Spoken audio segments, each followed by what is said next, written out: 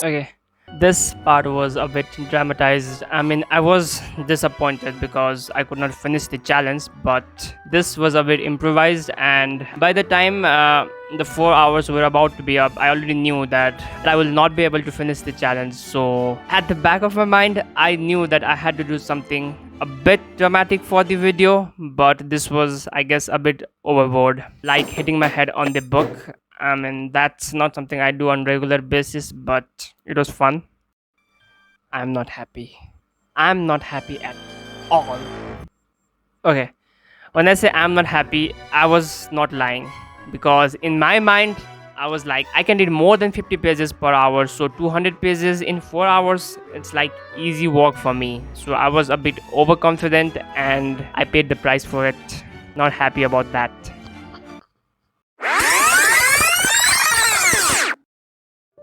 Hey guys, so I've always been fascinated by the people who are able to read a book a day. First of all, are they telling the truth? Okay, for this part, I did have a script. So everything I'm saying right here in this part was something I wrote on my script, and I was just narrating what I had written. And you can see in these parts, everything looks a bit more polished. I did multiple takes for this, but once we get into the actual reading, everything I say is just really what happened in my mind. So they come across a bit amateur, I guess that's the word. I don't know. There's a twist, guys. There is a twist. So, instead of trying to finish a book in a single day, I'll be trying to finish it in 4 hours. That's right, 4 hours. So, this is.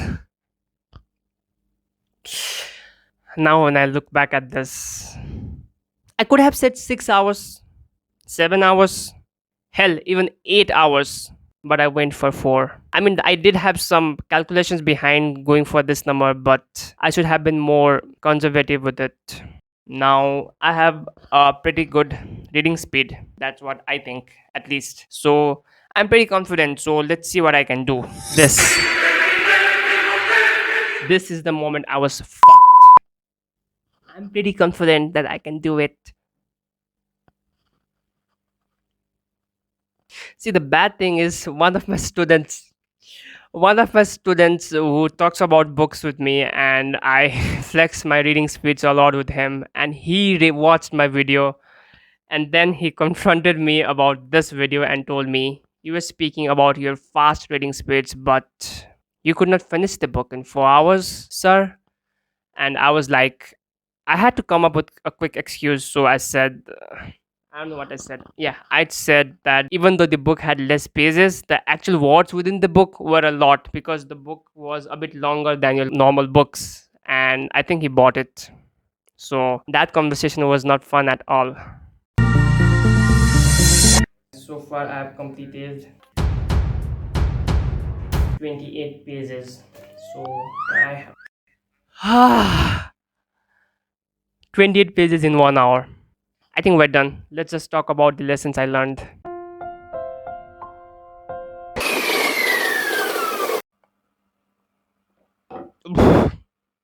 Okay, let's talk about the lessons I learned. First thing first, the most important thing that determines your success or failure in this challenge is the type of book you select. Yes, guys, the type of book you select is the key over here. See, the books with some kind of story element in them are easier to go through and retain comprehension. Let me give you an example. In the first few chapters of this book, the main character Julian collapses in the court. Then his assistant goes to him. Then the main narrator John talks to us about this Julian guy. Then John takes us through flashback where he talks about how smart, rich, and likable Julian used to be in the past. Then we also learn a bit about the life of John as well. So my question is, how do I remember all this so clearly? Well, it's because of the book and the story element in it. But after the 4th chapter, the author starts spitting knowledge in form of 7 virtues, and that's the point when it becomes harder to read further while maintaining same pace and comprehension. So you can see the link over here. Finally, the choice of book is the key over here. Okay, next point is something I discussed in the original video as well, and that concept is the idea of Parkinson's law. Okay, in simple terms, the more time you give yourself to do a particular task, the more time it will take. So that does not mean using Parkinson's law you'll always finish your work on time. Not at all. It's more about knowing your limit and pushing beyond that. So in my challenge, if I had given myself 24 hours instead of 4, I would have never known my limit. But giving myself 4 hours let me know that I can roughly finish a book in around 8 hours. So having this knowledge will help me next time around to identify my effectiveness or lack thereof and improve upon them. Okay, the next thing I learned was that reading a book with just the intent of finishing the book on time is not an enjoyable experience. Now, this might sound counterintuitive because it is. See, I do enjoy doing all these challenges, increasing my reading speeds, testing myself to the limit, and being able to read more books. I really do. And it does make for some really good content as well. But at the end of the day, it comes down to one question. Why do you read? For me, the answer is simple. I read because reading is fun. I read because I enjoy the process of reading. I read because I like going through this journey of reading books. But once you add these time limits and other barriers to it, all the fun goes away. So, on one hand, I want to read as many books as possible. But at the same time, the process of reading must be fun, or else I lose the very essence that made me start reading in the first place. So I guess my takeaway from this for you guys would be try out something different every now and then, but never forget why you started something in the first place.